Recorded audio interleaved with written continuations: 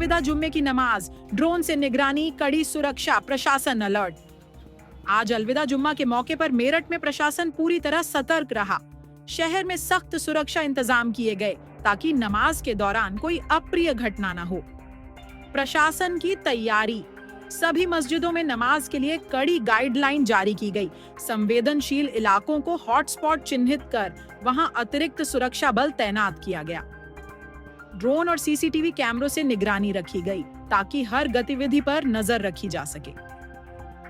Meerut DG zone DK Thakur और आला अधिकारी खुद मौके पर मौजूद रहे। सोशल मीडिया पर विशेष मॉनिटरिंग, भड़काऊ पोस्ट करने वालों पर सख्त कार्रवाई की चेतावनी दी गई।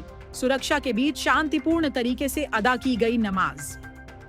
देखिए, रमजान का माह 1 तारीख से चल रहा है। अब तक हम लोग जुमे की 3 नमाज अदा करवा चुके हैं। आज चौथी नमाज है, जिसे कि अलविदा की नमाज भी कहते हैं। और आपने देखा होगा कि जो जुमे की दूसरी नमाज थी रमजान माह की, उस दिन जैसे हमारा होली भी था, नमाज भी था। और हम लोगों ने दोनों संप्रदायों के मानिंद लोगों से, धर्मगुरुओं से बात करके उस दिन होली का और नमाज का समय अलग अलग रखा था। और जो उनके सारे जनपदों में यह कार्यक्रम सकुशल संपन्न हुआ था।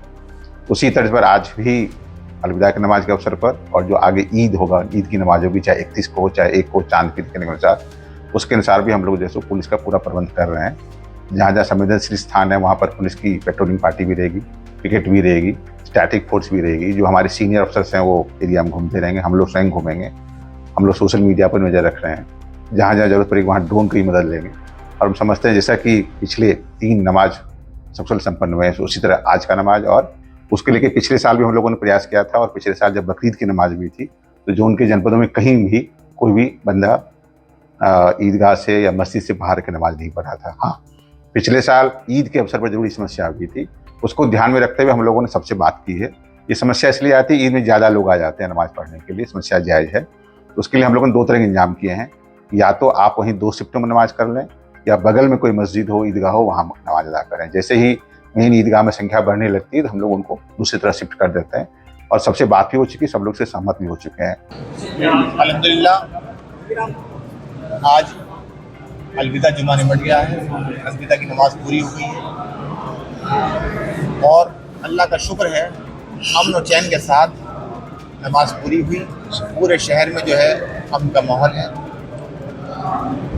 रमज़ान मुबारक का पूरा महीना अमन का गुजरा है, शांति का गुजरा है। इसमें सबसे बड़ा हाथ जो है शहर की आवाम का है, जिन्होंने सब्र और तहम्मुल से काम लिया, अपने रोज़े रखे, इबादतें करी और किसी तरह का शहर में नशात नहीं। इसके लिए शहर की आवाम मुबारकबाद की हकदार है। मैं उन्हें मुबारकबाद देता हूँ। इंशाअल्लाह ईद की नमाज 7:45 बजे शाही ईदगाह में हुई। मेरठ की जामा मस्जिद समेत सभी प्रमुख मस्जिदों में दोपहर 1:30 पर नमाज अदा की गई। पुलिस और प्रशासन ने सुरक्षा में कोई कमी नहीं छोड़ी और हालात पर लगातार नजर बनाए रखी। अब सवाल ये उठता है, क्या ये सुरक्षा इंतजाम सिर्फ अलविदा जुम्मे तक सीमित रहेंगे या फिर प्रशासन इस निगरानी को नियमित सुरक्षा उपायों में शामिल करेगा? इंडिया फर्स्ट रिपोर्ट्स की पूरी ग्राउंड रिपोर्ट देखें और अपनी राय कमेंट में बताएं। मेरठ से पंकज गुप्ता की रिपोर्ट।